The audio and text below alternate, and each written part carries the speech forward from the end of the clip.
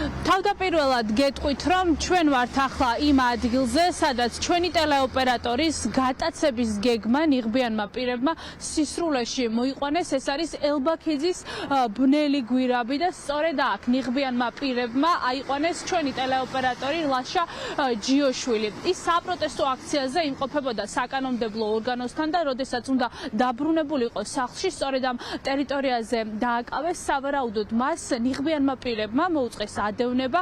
ეს ადგილი მათ საგანგებოდ ჰქონდათ შერჩეული, რადგან აქ არ არის არც ერთი სამეთვალყურეო კამერა, რომელიც პირდაპირ უყურებს იმ ადგილს, სადაც ჩვენი ტელეოპერატორი დააკავეს და როდესაც ლაშა მოვიდა ამ სივრცეში, მის ავტომობილთან მივიდნენ ნიღბიანი პირები და სწორედ მათ მოხდა მისი დაკავება. აქ არის მხოლოდ რამდენიმე სამეთვალყურეო კამერა და ახლა დეტალურად დაგათვალიერებინებთ.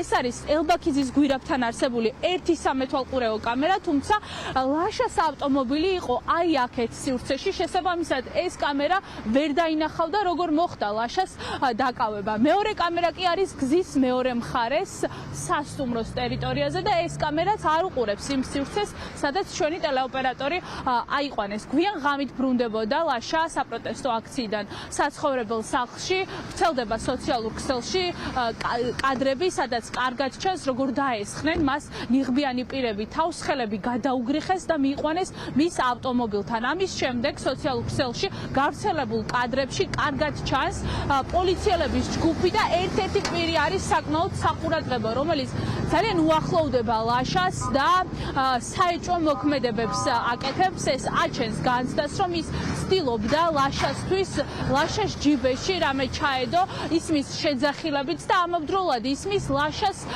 ხმაც ვიდეო კადრებში, სადაც ის ამბობს, რომ პოლიციელი ცდილობს მას ჯიბეში რაღაც ჩაუდოს. ამ სპეცოპერაციის შემდეგ ლაშა ჯიოშვილის ადგილსამყოფელი ყველასთვის იყო უცნობი ჩვენი იურისტი, მას საათების განმავლობაში ეძებდა, როგორც აღმოჩნდა, საბოლოოდ ის ყავდათ გატაცებული. ჩვენ მოვედით დილიდან აქ იმისთვის, რომ გადაგვემოწმებინა რომელიმე სამეთვალყურეო კამერა ხომ არ იღებს იმ სივრცეს, სადაც მისი დაკავება მოხდა. აქ მომუშავე ადამიანები ამბობენ, რომ მათი არც ერთი კამერა არ უყურებს იმ სივრცეს, სადაც ლაშას ავტომობილი იყო და სადაც უშუალოდ მას ნიღბიანი პირები თავს დაესხნენ და დააკავეს. ყველა გარე კამერები გააქვთ. დაბარა ტერიტორიაზეა. ეს მხოლოდ აქ გარე შენობის გარეთ არა? გვირაბთან რამე კამერები შეგინიშნავთ თქვენ? ხო. მხოლოდ ერთია აქ განათების იმაზე, ხო? ჩვენ კამერები ერთი, აქ მეორე აქ არის. ხო, თქვენი კი? დანარჩენი არაფერი არ არის. გვირაბში არ არის? არის. თქვენი კამერები რომელიმე თუ უყურებს გვირაბს, აი ელბაქის ეს მაგალითად. არც ერთი კამერა, ხო? შევხედავ კამერას, მე ვერ ვხედავ. გვირაბში კამერები არის თუ იცი? ხო, შეგინიშნავთ რამე კამერები, აი სამეთვალყურეო კამერები, რომ იყოს დამონტაჟებული? არა. არაფერი მსგავსი.